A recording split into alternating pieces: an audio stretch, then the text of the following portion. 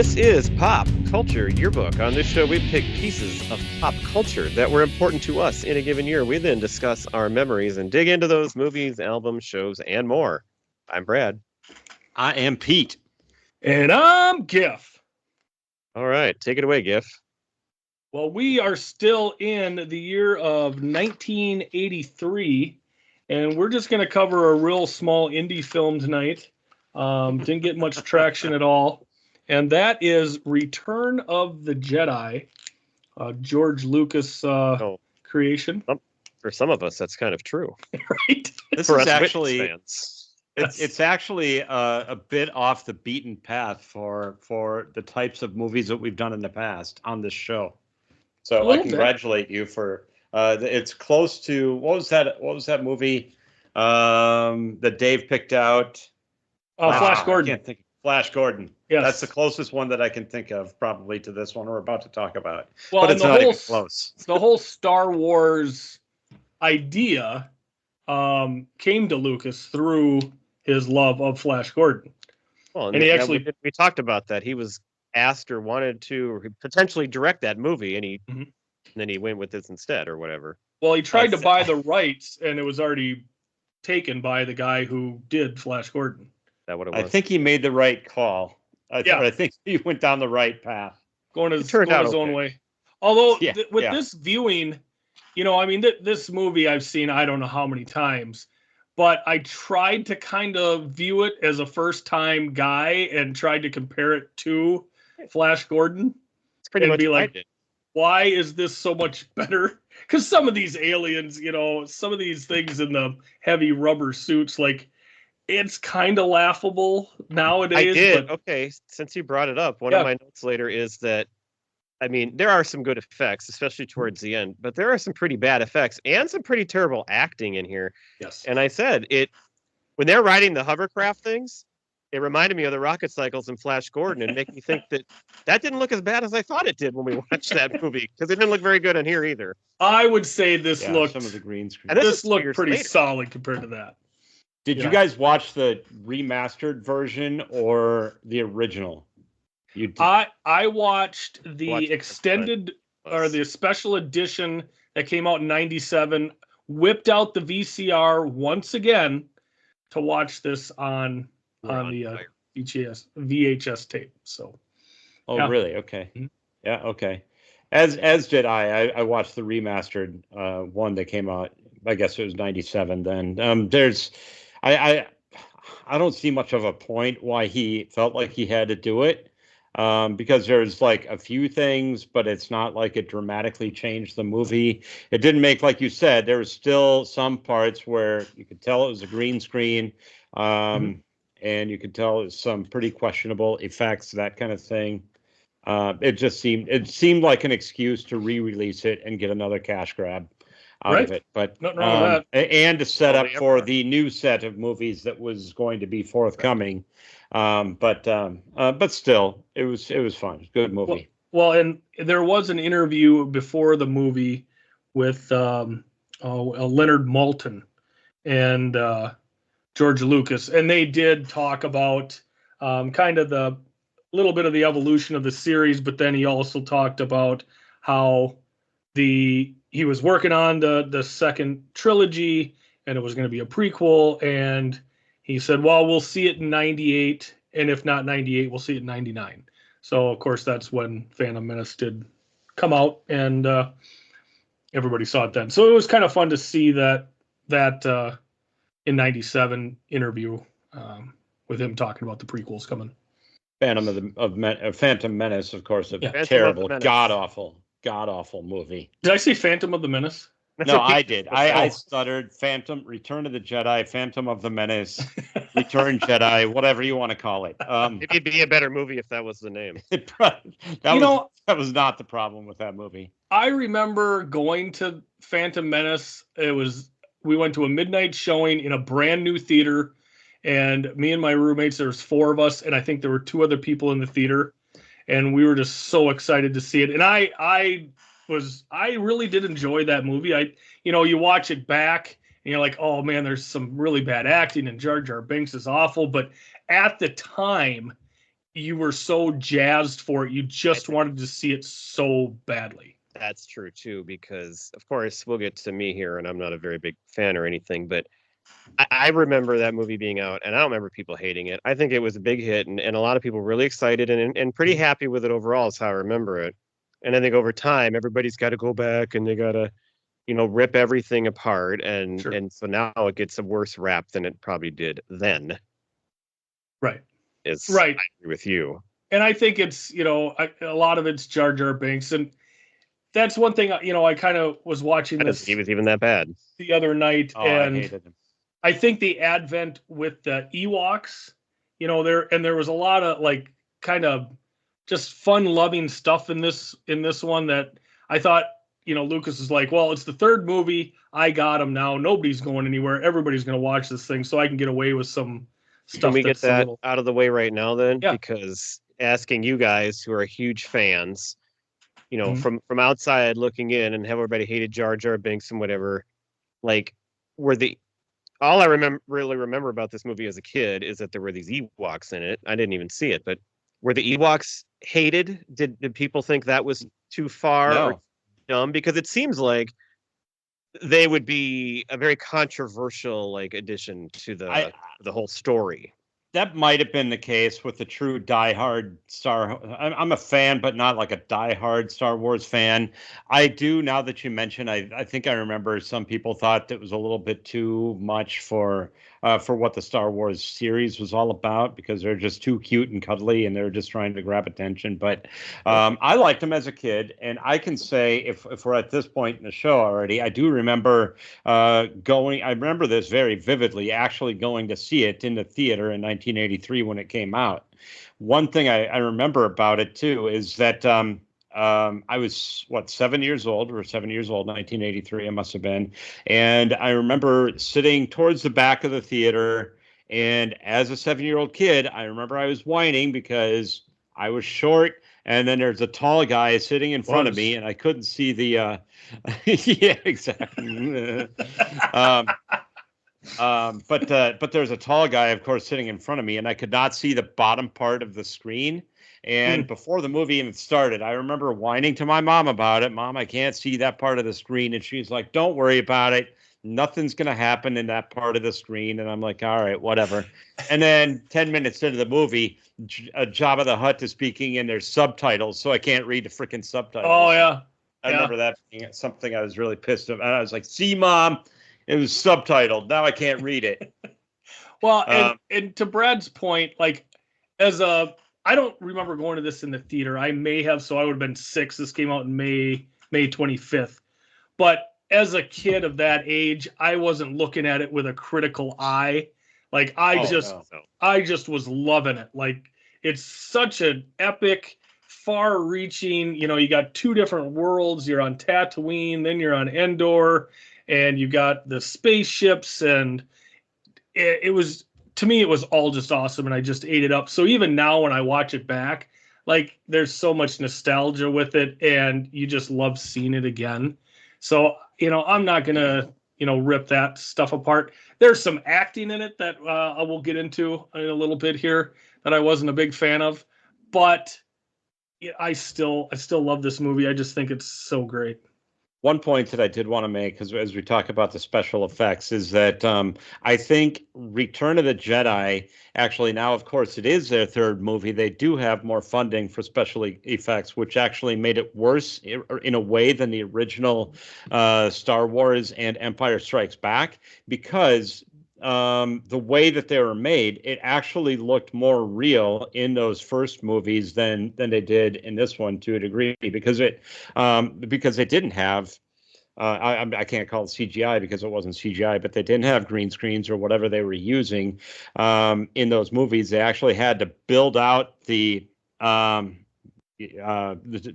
scale. What do you call it? The models. And everything. And it just made it look that the robots and the droids and everything looked more real because they actually were scratched up and dented and whatever, like they probably would. Sure. And that actually made those movies better. And they became worse when he redid, those parts that he redid it was very obvious that it was CGI'd in, and it made it worse in my view. Well, and you talk about, things being scratched up. I'm not a huge, big time nerd into Star Wars or Star Trek, but those two always get compared. Are you a Trekkie or are you a Star Wars guy? Sure. I was always more of a Star Wars guy, and one of the reasons is because the worlds look lived in. Like there's a scene in the beginning of this movie where R2D2 and C3PO are going into Jabba's fortress there, and like you see like the teeth on the bottom of the gate, and like some of the grids are like dented or knocked out. Everything's just kind of dirty and dusty, which means like these things have a backstory and a history and a little more gravitas with it. Whereas for me, like the Star Trek movies, it seems like more often than not, they would start with a brand new Enterprise. And of course, the Enterprise, it's a military situation, so everything always is a little bit more scrubbed up and clean, much like the Empire and all their ships are in Star Wars. But, the Star Trek movies basically went through, and the Enterprise ended up being like, the family truckster in Vacation, just getting the shit kicked out of it the whole time and, limping back to Earth at the end, But in the beginning, everything's so shiny and new. And with Star Wars, everything is gritty, and I just love that gritty. Aspect Good word. Giffy's hitting the gritty. Yeah. So I got a couple little things here on the movie. Budget of around 40 million. I saw a range of like 32 to 42 or something $million. With a box office after the re-releases and everything else, $482 million. This movie came out on the 6-year anniversary of the first Star Wars movie, May 25th. And this was the crazy thing. This was selected to the National Film Registry in 2021. Seems a little strange. I mean, a lot of people look at this as maybe the lesser of the three. Star Wars being the original and Empire being arguably one of the greatest, sci-fi movies ever. But it just seemed weird that it would take that long to get into the film. You're talking just Jedi. It's not just but Jedi. The other Star Wars movies had already been. I think so. I guess I didn't look it up, but I would think they would be in. But you are talking specifically because my assumption would be that those two. The original Star Wars would have had to have been, or I didn't know if they just put.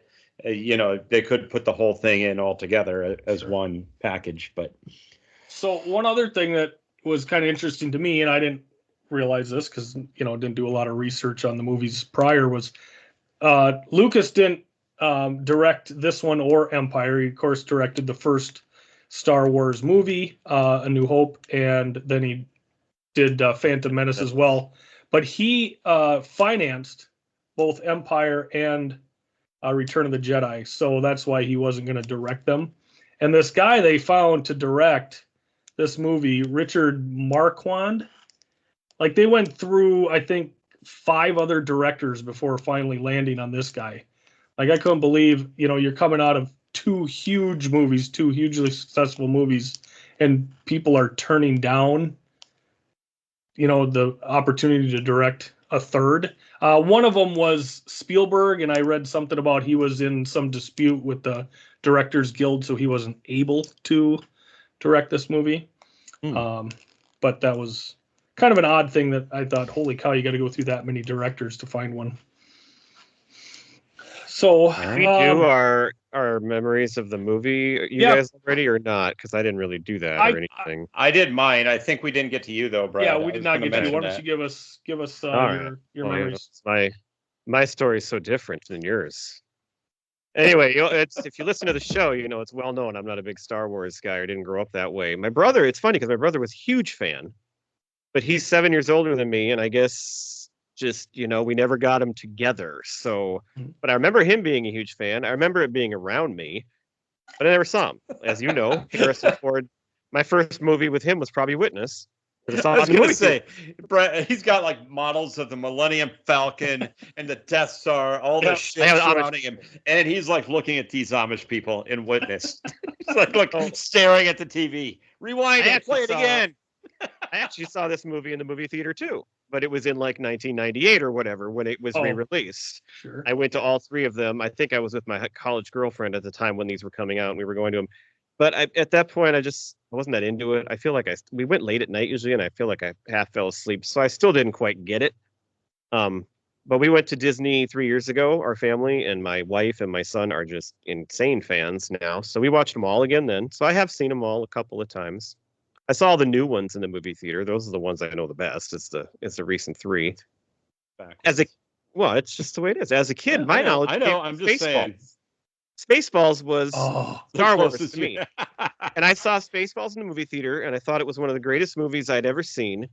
But it shows how ingrained the Star Wars was, even in the culture, even to me, who never saw it, because I understood every reference. I knew everything was going on, even though I didn't know the movies.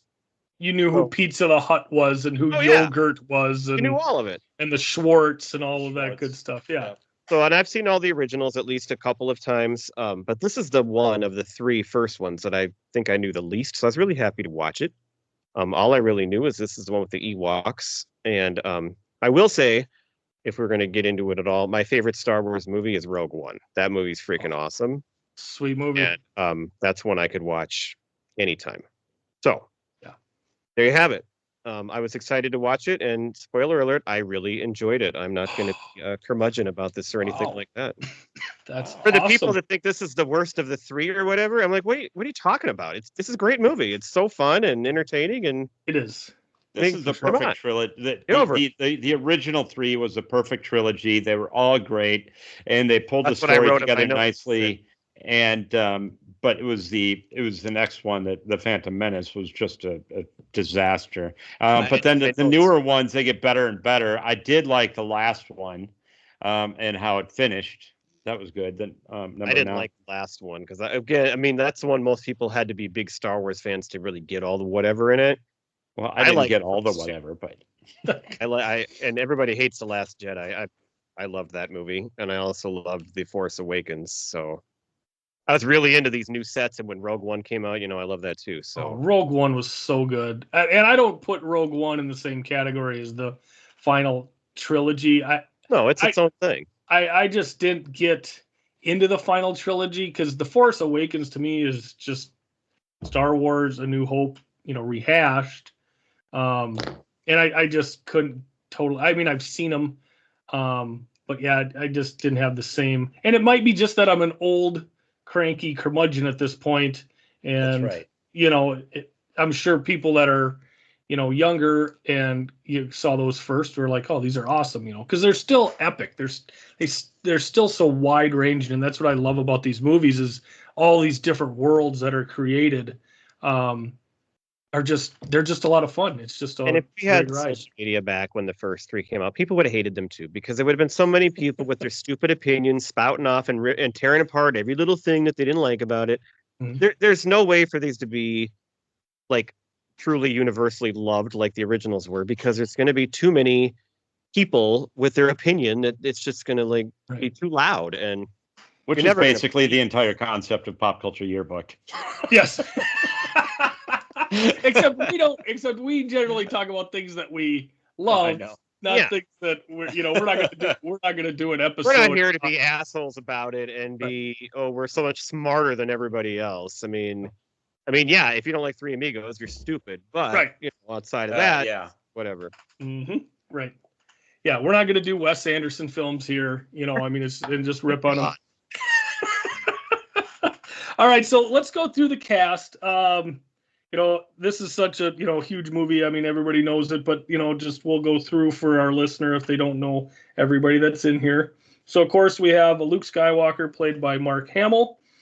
And, of course, he hasn't been in a lot of movies, but he's been such a huge voice actor throughout the years. I believe plays the Joker on a long-running Batman animated, So quite a bit there. That's my note about him. And, I just find it so funny that these are like some of the most beloved movies of all time, and Mark Hamill was the star of them, because this guy is just, he's the worst part of it. He's the worst actor.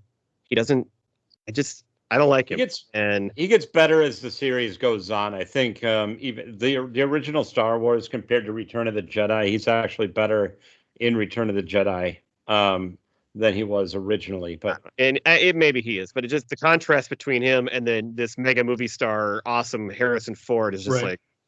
like, who's the star here, and how did this guy get cast in this thing and survive? Right. So we speak of Harrison Ford, of course, coming back as Han Solo.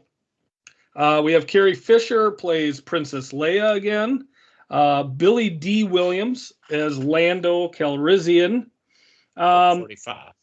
We got Anthony Daniels reprising his role as C-3PO. Peter Mayhew, tall dude in the Chewbacca suit.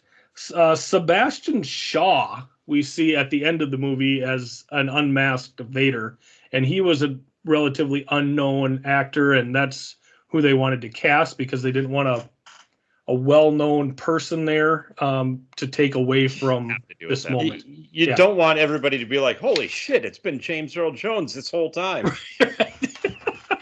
Exactly. That makes sense. Frank Oz as the voice of Yoda. Ian, how do you say the Emperor's last name here, Brad? I don't remember what it is. McDermott? Palpatine. I thought it was Palpatine. Well, the actor's name. Ian Palpatine. Yeah, Ian Palpatine playing Emperor Palpatine. I thought when you said Emperor's last name, I thought you were going for Emperor Palpatine there. But anyway. Of course, as Pete said, James Earl Jones playing the voice of Darth Vader. We got Alec Guinness coming back as Ghost Obi-Wan Kenobi. Those are kind of our main actors. I mean, there's a lot of people in suits. And did you mention Carrie Fisher? Yeah, Carrie Fisher. Yeah, he did. Are you even not paying attention? I guess I missed that one. I heard all the other names. And did you want to mention the gold bikini that she's wearing in this? Well, okay, so we'll talk about that. About that right away. I know how that's beloved by everybody, especially young boys in the 80s. And I've seen it, and I've seen people dress up in it, but I was really taken aback with how skimpy it was because I hadn't really, I don't know the movie that well. Right. It's much skimpier than I thought, and like almost disturbingly so for a PG whatever movie. Like when she's on the side, like her whole butt's almost hanging out. It's like, it was wow, very sexy.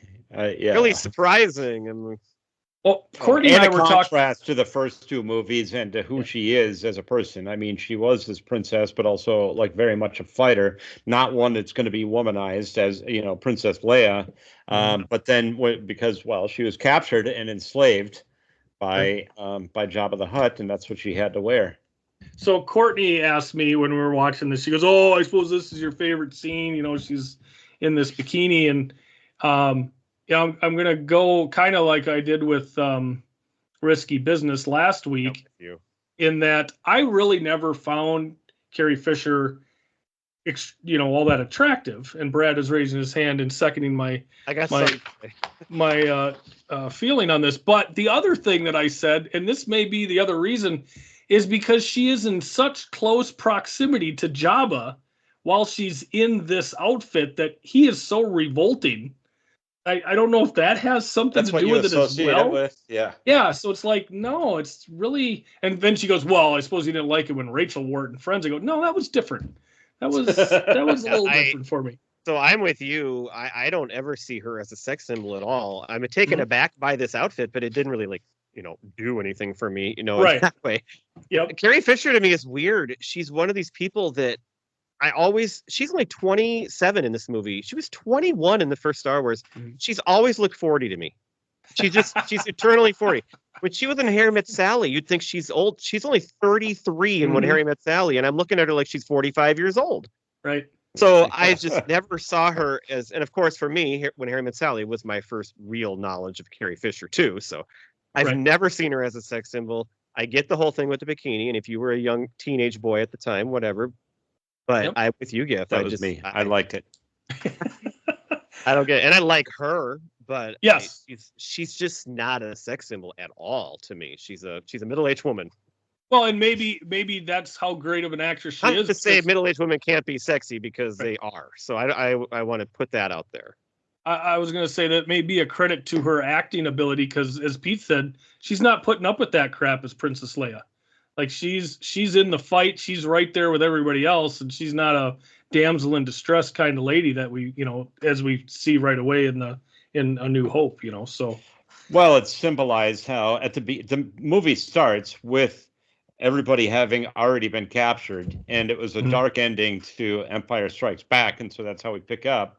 Han Solo is frozen in the thingamajig, the refrigerator. Yes, Gifford. Well, here, let me go through my synopsis. I will. We'll get into that. That you're kind of stealing my thunder here.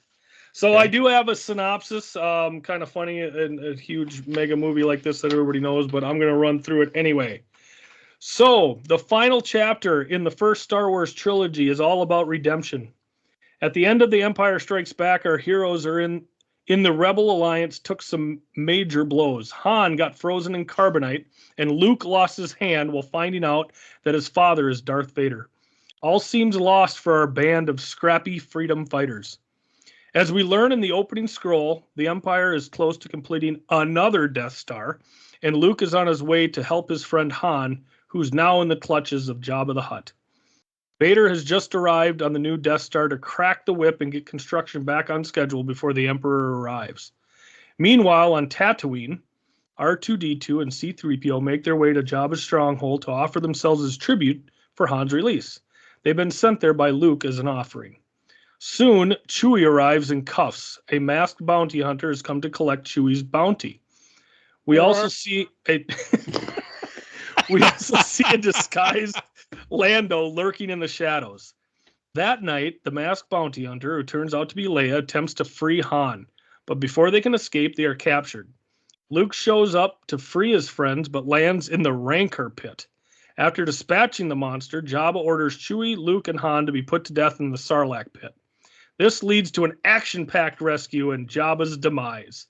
Everyone but Luke heads back to the Alliance to make their plans to attack the new Death Star. Luke returns to Dagobah to visit a dying Yoda. Yoda confirms that Vader is his father, and he tells Luke he must confront Vader. Yoda also tells him that Luke is the last of the Jedi, but not the last Skywalker. After Yoda passes, Obi-Wan comes to Luke in his Force form. He explains how he trained Anakin, Luke's father, how Anakin became Vader, and that Leia is, in fact, his sister. That's a lot of family history to get from a ghost. The Emperor has now arrived on the Death Star and tells Vader that everything is coming together to squash the rebellion and get Luke to join the dark side.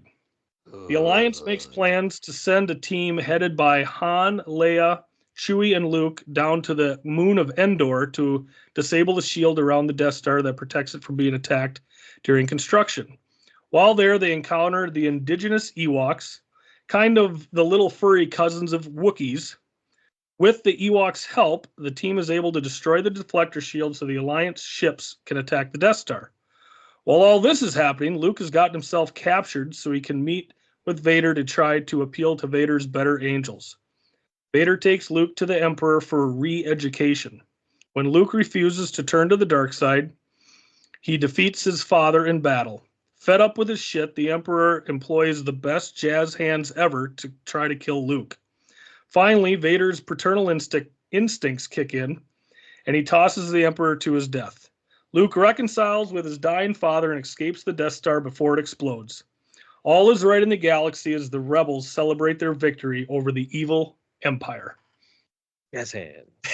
Well done. But I just want to say one thing. I want to announce to our listeners that that was an impersonation of Chewbacca that Brad was doing, and not Pee Wee Herman. That's what it sounded. It was spot on. Fuck you. It was. I knew where you were going with. So first off, can we just start with this? Is there a better beginning to any movie franchise ever? I mean, that music kicks in hard, just blasts you back in the seat, and then you get the scroll coming up. Yeah, little light reading, to start. Again, a guy that didn't grow up with it, I know it, I hear it, and when I saw the new movies and that they continued doing that, 30 years, that's great. It's perfect. It's the perfect beginning, and it's a signature. Yeah, it's like this is Pop Culture Yearbook. Exactly. Yes, I compare the two. They're very, very much the same thing. Mm-hmm. And they keep that same. They start with that blue font where it says "A long time ago in a galaxy far, far away." It looks very dated, but I love that too. Just that little intro that they do, and then they come at you with the. But that's the why yellow it's great scroll. in the new ones. They don't change it either. They don't make it look fancy. That's what I'm saying. It looks the same, and it's awesome. Well, it's a dated font because it's from a long, long time ago. So that makes sense. But then, then it just hits you right, right after that fades with the music, and it's just absolutely, it's awesome. I just love the way these start. And this movie, again, it's great. We got the space scene, the new Death Star that's under construction. Vader heads in to, talk to the commander and get things going. But what I love about this movie is when we see C-3PO and R2-D2 going through the desert. Again, getting back to that grittiness as they make their way into Jabba's fortress there. I love the warthog rubber suit guards that he encounters, and the guy with the the penis wrapped around his neck, who's kind of Jabba's right-hand man there. Well, it's just, there are so many, you can like some or not like some, or think they look real or think they look bad, but there's so many different characters and unique, figures. Just the amount of time and thought put into creating it is just, that's what stood out to me at the beginning of it. Mm-hmm. You don't have to like them all, but like there's so much going on, and there's obviously so many creative ideas put into that. It's pretty cool. Right. Mm-hmm. And we also get an appearance by Boba Fett here, and he's hanging out at the fortress as well, along with all the other bounty, hunter scum. Bounty Gate. Yeah, it's Bounty Gate right there. It's kind of interesting. The first time you view it, it's kind of weird. It's like, okay, now the droids are here. We see Chewie come in. You can see Lando. He's got some mask on, kind of obscuring his face. He's in disguise, yeah. Right. So everybody's kind of coming together. So, something's afoot. You weren't really sure what was going on there. But then, of course, when Leia comes in to try to get Han out of the carbonite there, that's when it's like, okay, they're all here for, to get him out, and that's awesome. As much as I don't like Mark Hamill, I do like the line when he says, "That's the last mistake you'll ever make," to Jabba. Like, that's pretty good. Badass. It's it is. It's like, he pulls it off enough. Right. If you watch the original, the first Star Wars, and it's a coming of age movie or a movie trilogy because for Luke, how he figures it out, and now he has way more confidence than he did in the first one. And so he's like, all right, the movie starts off, he is the Jedi. He knows what he's doing. He's got confidence. He's making good eye contact, all of that kind of stuff. You got to have eye contact. Gotta. Well, it just shows the confidence for sure. That's right. You brought up earlier, I think, the acting. Was there something you were going to say? I was wondering if that... So later in the movie, when my comments are earlier, but okay, go ahead. Well, later in the movie, when they're hanging out with the Ewoks, after they've been inducted into the tribe, and Luke goes out and he's kind of on the terrace or whatever, and Leia comes out. That exchange with them, and he's kind of being cagey on what he's trying to tell her, when really just come out and tell her. And there's some acting in there that he has that I think is just awful in that exchange. The other one that I thought was just terrible in this movie, maybe he's not always, but I thought Billy D. Williams was just awful in many of his deliveries in this early part of the movie. Between him and Luke together, they were just like, oh my God, I didn't know if anybody else thought he was a bad actor in this, but that was... I'm going to go with a hard disagree on that. I love Billy D. Williams in these, but just maybe because I love the character and I love him Billy D. Williams as a guy. Yeah. And he was he made the movie in Empire. He was. I think that's great. what surprised me in this movie is that I know he's. But he just, I don't know, something seemed off in especially early in this movie when he was delivering his lines. It just didn't do it. I love the scream that he lets out when the Sarlacc tentacle grabs him. I thought that was fun. And then of course, Han is blind from hibernation sickness or whatever, and pointing the gun at him. And I just like that whole exchange. It's a bit campy, but it's still quite a bit of fun. One note I did have is when Leia lets Han out of the carbonite, and how she just lets him fall face first onto the floor rather than catch him. It's like he hits so hard, and the only thing I could think of is that's maybe payback for the end of the last movie when right as he's going into the carbonite pit, she goes, "I love you," and he looks at her and goes, "I know." And it's like she's like, "You know what? Screw you. I'm going to let you hit face first on the concrete floor there." Which we do see that come back in this movie where he says it to her. Well, on the moon of Endor, she says it to him. Yeah. As a non-aficionado, I know that line, but when I saw it in here, I assumed it was from this movie. But now you're telling me they both said it back and forth in both movies, and I didn't really realize the more famous original one that you're thinking of is from the end of Empire Strikes Back. Yep. And it's because I do realize that now because he says I know, and I guess I did know that. But it's when just he's been captured and being frozen into that carbonite thing. It's just such a baller thing to say because he's literally going to be lowered and going to be frozen in, I don't know, 15 seconds. And he can't even bring himself to say it back to her. He just looks at her and goes, "I know."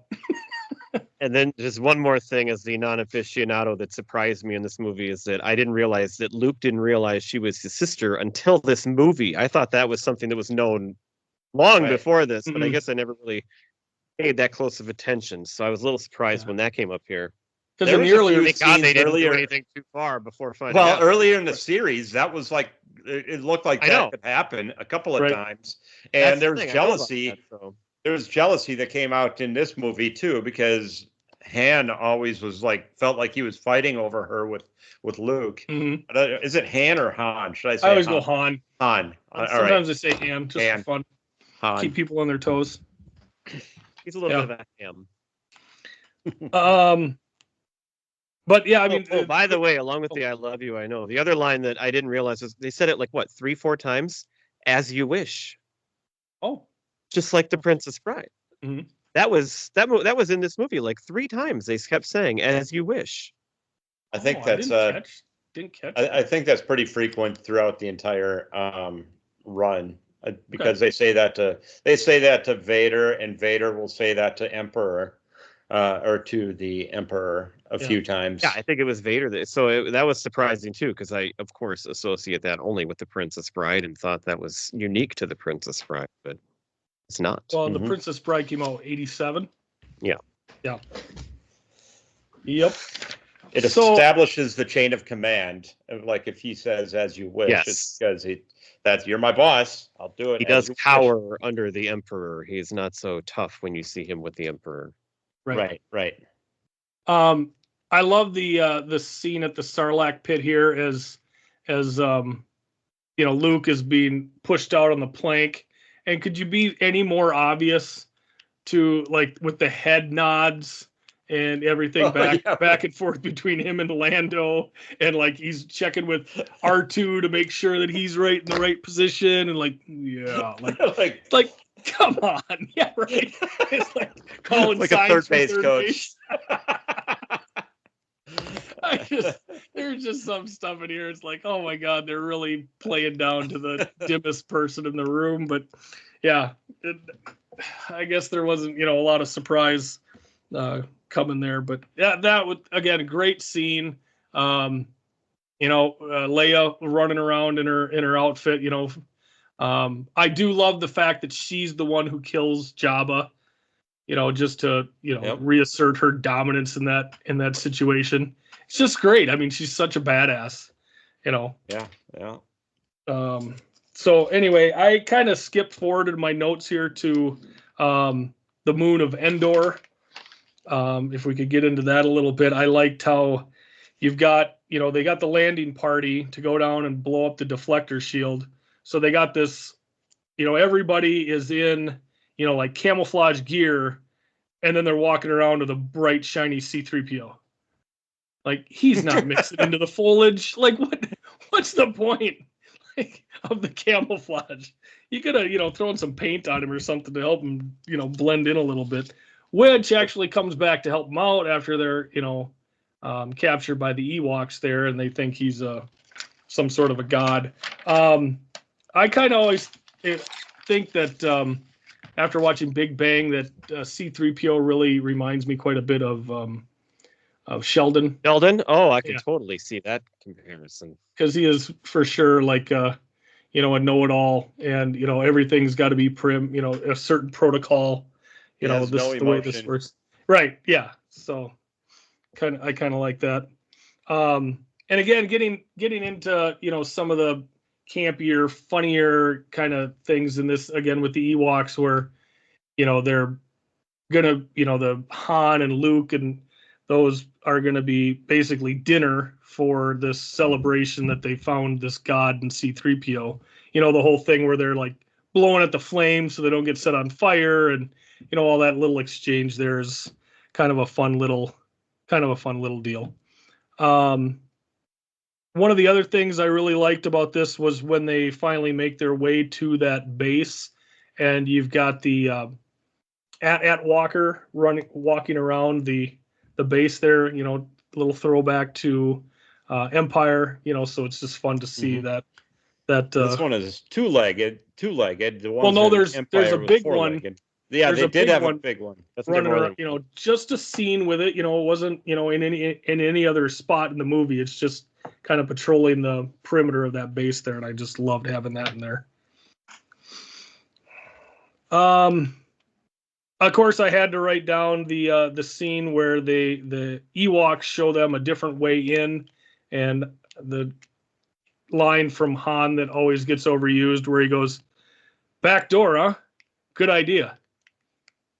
No, nobody. That's funny. Help me out. So you've got the Emperor here. He, of course, is overconfident in everything. He's foreseen everything. He knows, that you got the landing crew down on the moon. They're going to try to blow up the deflector shield. He's got the space group is on the other side of the moon waiting in ambush.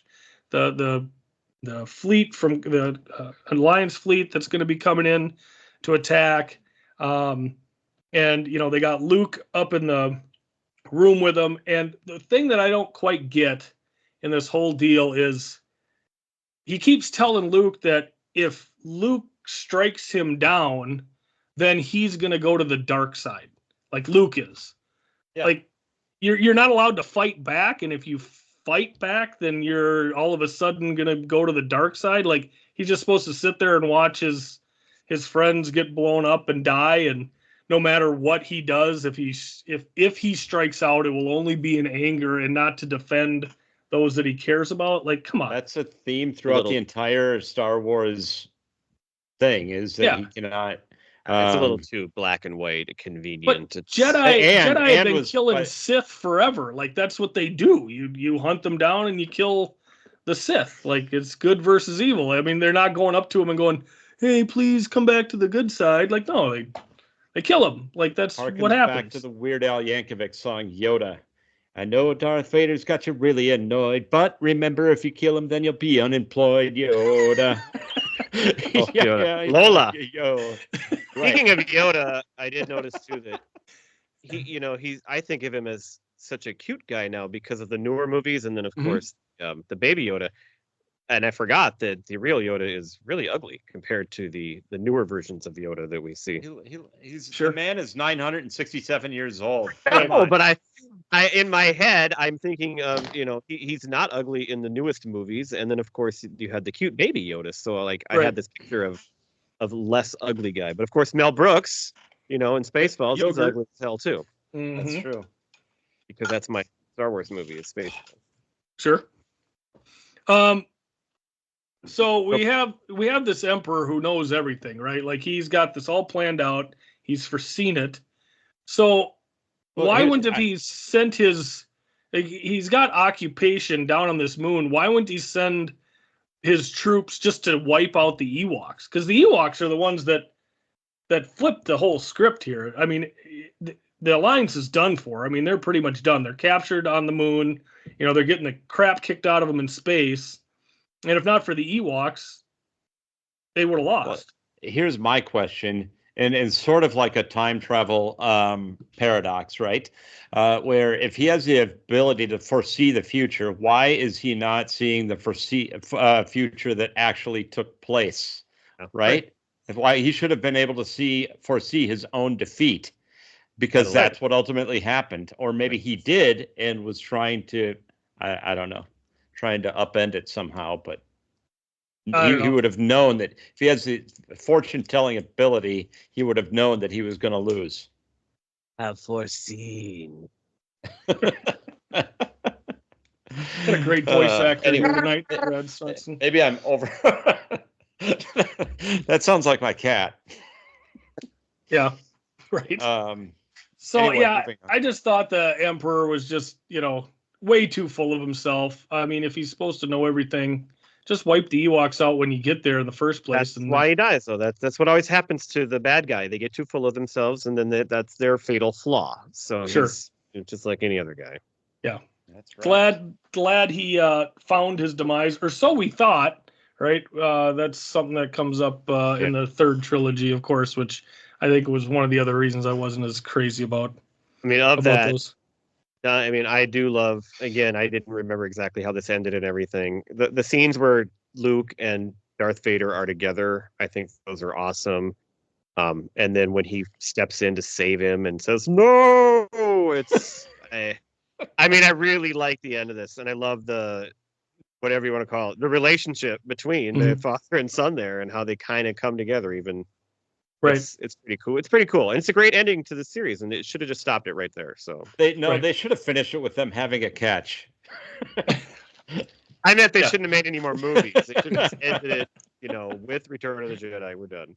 Well, and I always did like how I can't catch the ball. I lost my hand. Right. Well, both of them were down a hand. That was the great thing too. You have the symmetry from one movie to the next, where Vader cuts off Luke's hand, to defeat him, and then at the end of this one, Luke does the same thing to Vader. So it's this trilogy was really about punch counter punch. The end of the first one, they blow up the Death Star. The end of the second one, now the Rebels are way down and the Empire is looking like they're unbeatable. And then of course we come right back with the redemption with the Alliance. So yeah, the one thing I always really liked was at the end where, they're having the party down on Endor and Luke looks over and he sees, the ghosts of Yoda and Obi-Wan. And then you've got Anakin, in his, I guess, non-robot, more human form,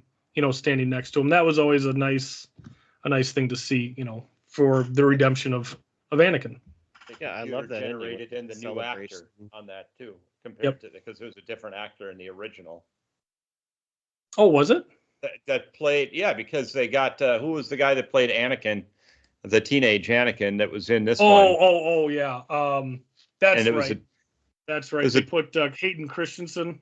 Yeah, Hayden Christensen, and you had just some random actor that you wouldn't have recognized. I mean, you figure out who it was, but. Right. At the end of the original Return of the Jedi, it was some guy just with his hair parted. This is a 70s hair part. I love that celebration at the end. That's why I liked the movie, and it made it such a nice ending. And it feels like the end of a trilogy. Mm-hmm. It reminded me of the end of the Cannonball Run with all the fun ending there, and it's like your blooper reel. Everybody's just having a good time. That's classic early '80s ending to a movie. That's new. That's new though, because that wasn't in the original. The extended celebration on all of these different planets, that was not in the original. See, and I didn't have that on my VHS tape when I watched it. I looked up what was supposed to be different, and there were additional band members at Jabba's place. There was something else that I was like, oh yeah, that's different from the original, but.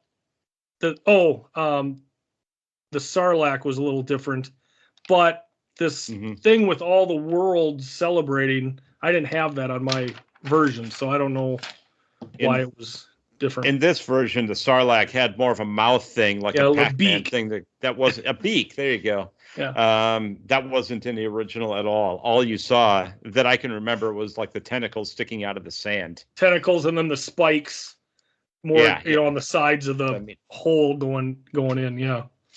Yep. Well, I love this movie. You know, I think for 1983, it was an easy pick for me. I know we're not going to do it justice. I'm sure there's many people out there that know a lot more of the canon of Star Wars. But I just love this movie, and I'm really wanted to cover it here. So I hope you guys enjoyed it as well. I did. So for our top 5 tonight, we're going to do a very wide-ranging category again, in honor of Star Wars and everything sci-fi. We are going to draft our top 5 sci-fi movies, and of course, this again wide-ranging. It's not just space odysseys and things of that nature. It can be anything where science is taken to another level, whether it be futuristic or common, present day, but new things going on. Time travel would be a big one. So we're going to get into it here. We've got I'll have the number 1 pick, and then Pete, and then Brad. I have a question before we get started. Are Yes, we counting sir. Franchises? If a movie is picked from a franchise, is the whole franchise? Because there's a lot of franchises. Right. I don't think you would have to. I guess we can make the decision right now. Do you guys want to say if a movie's picked, the whole franchise is gone? I think the whole franchise is gone. I'm with Pete. Yep. Okay, then the whole franchise will be gone. Okay. All right. Well, with that, but what I did, I I will will give say it to this. take now. Yep. Go ahead. Star Wars? What were we going to say? No, I was going to say, I did pick individual movies to say as my top 5, but then the whole franchise is gone after I picked it, because there are certain ones that stand out. That's what I did as well here.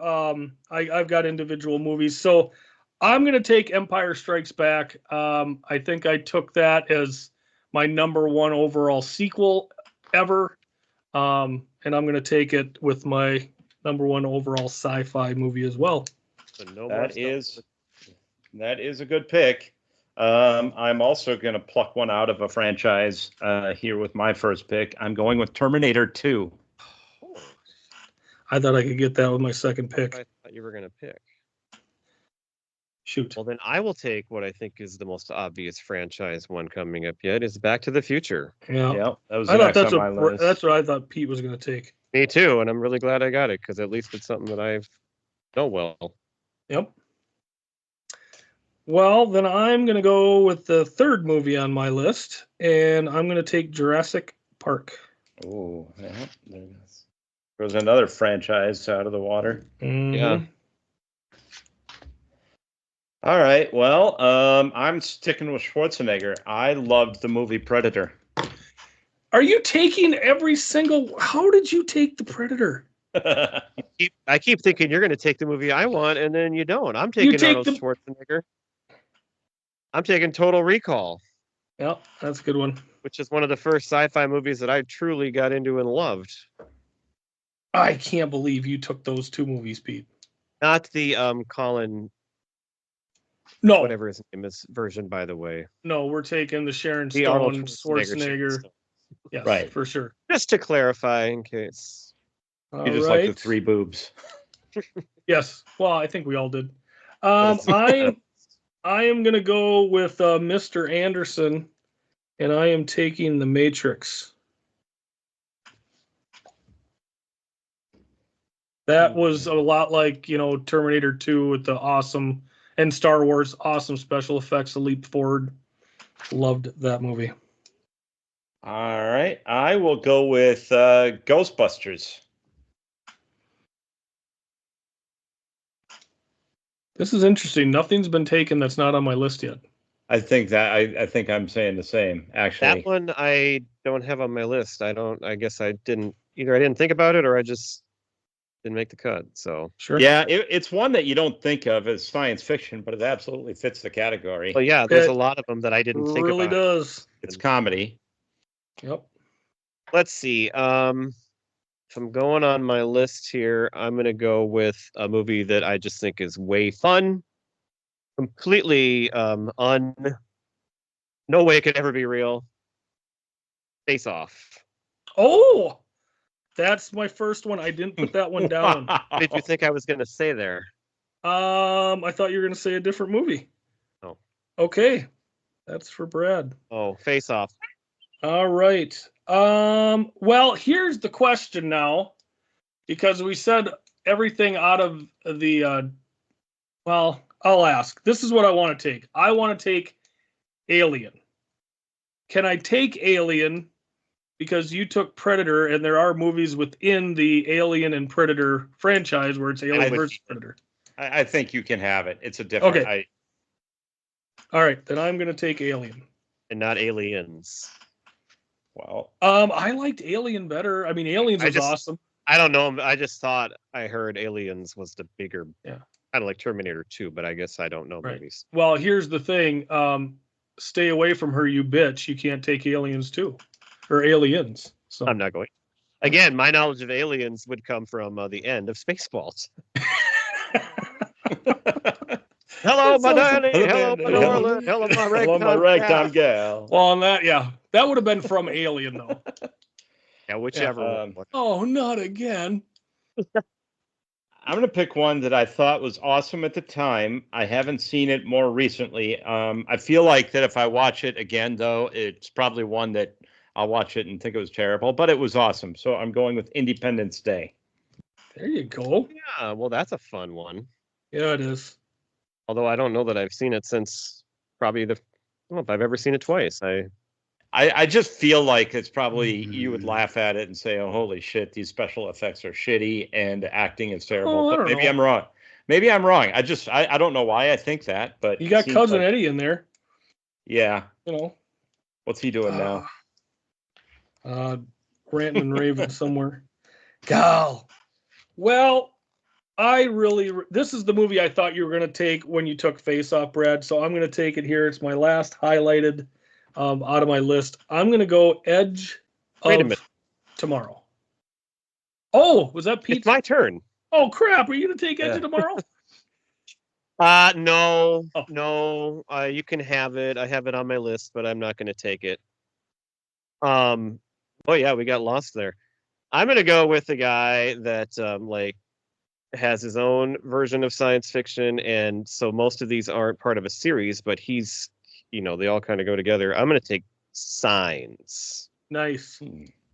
Some of his, like Split and Sixth Sense and Unbreakable, do all go together, but right. But Signs is a little more the traditional science fiction. Plus, it was awesome, and I saw it with you, Gifford, in the movie theater.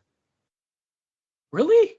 Yeah, we did. You and me on an afternoon matinee in the summer once. We went to it. I remember seeing that in an afternoon matinee, but I thought I was by myself. I remember looking at my watch because I was so nervous being in there. It was like, oh, I could be wrong, I guess, but I don't know. But I did see it in an afternoon matinee, so it could have been. I'll take Edge of Tomorrow as my last pick. All right. Well, I'll stick with the same initials as the movie you just picked. I'm going with E.T. E.T. All right. I'm going to go with a movie that I really should watch again. It is maybe one of the more forgotten Steven Spielberg great movies, science fiction, Minority Report. Mm-hmm. That was a great movie, but I don't remember it very well, and I should watch it again. I just know I really, really enjoyed it when I saw it. Yeah, it holds up. It's really good. Steven Spielberg and Tom Cruise. I mean, come on. Yep. All right. What else you got? A million more to say now? I got a few. Why don't I go first? Okay. And then I'll read off the ones I have left, Brad, and then you can go, and then we'll finish off with Gifford. That's a really good plan, Pete. Thank you. I have Tron. Remember that one? I never got into Tron. I love Tron, and I love the video game. When we go to Up Down in Uptown Minneapolis, that's one of the first ones I go to. I love that game. Guardians of the Galaxy. It's actually one of the better Avengers movies. RoboCop, WALL-E, Close Encounters and Ready Player One. Oh yeah, I didn't have that one. Yeah, I noticed nobody picked or really brought up any Marvel movies or anything. Which I have two on my okay. list. All right, well, I'll go here and then you can mention them. So I also had Sixth Sense, Unbreakable, and The Village on my list for M. Night Shyamalan movies. Hmm. Planet of the Apes, especially the I just rewatched the Rise of the Planet of the Apes because there's a new one coming out. So me and my kid are watching the Dawn of the Planet of the Apes and the whatever the third. These new ones are really good. Like I really enjoyed the movies. Super 8, the kids with the camera and the train crash and everything. I picked in one of my recent polls, Eternal Sunshine of the Spotless Mind. That is a great movie. You got your kind of body changing ones like Freaky, Big, and 13 Going on 30. I think those all qualify because they're science fiction. The Cabin in the Woods for a horror one. It took a big turn at the end. I realized my favorite movie of all time, LA Story. That's kind of science fiction. You got the talking sign. I mean, there's a whole bunch of unreal stuff. Yep, the weather phenomenon.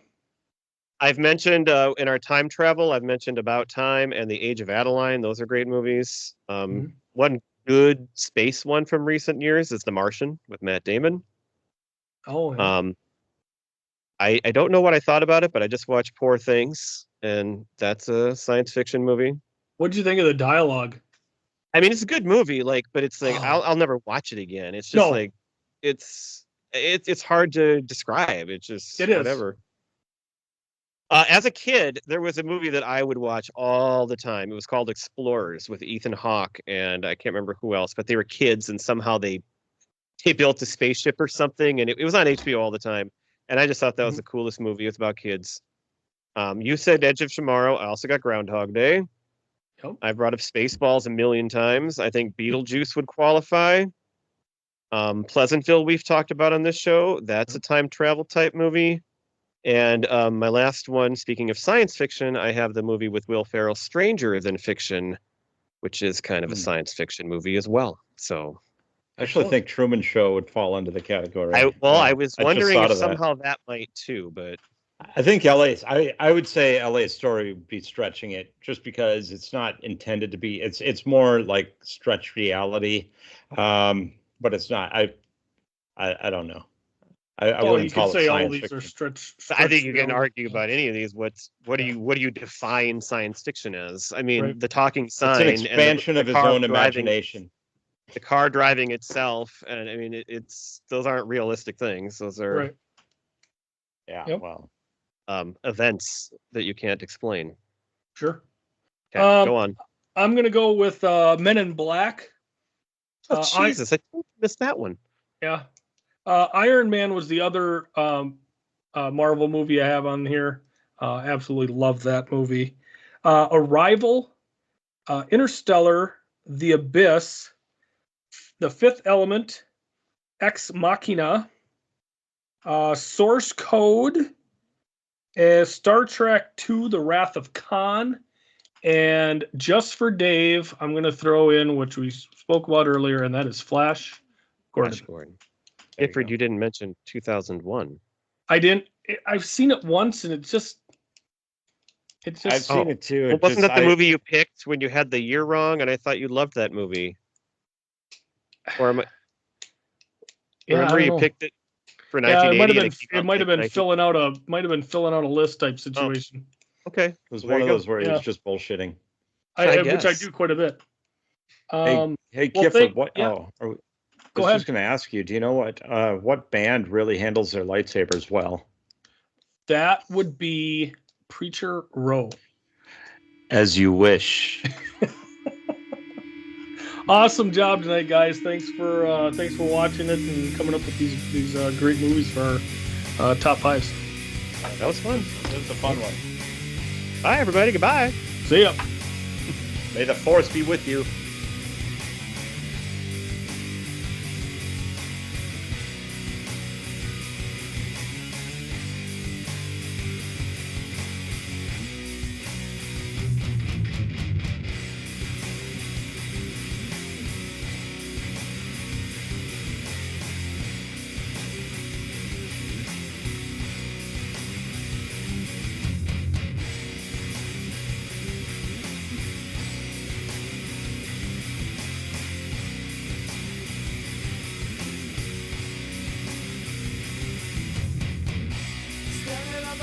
to fear.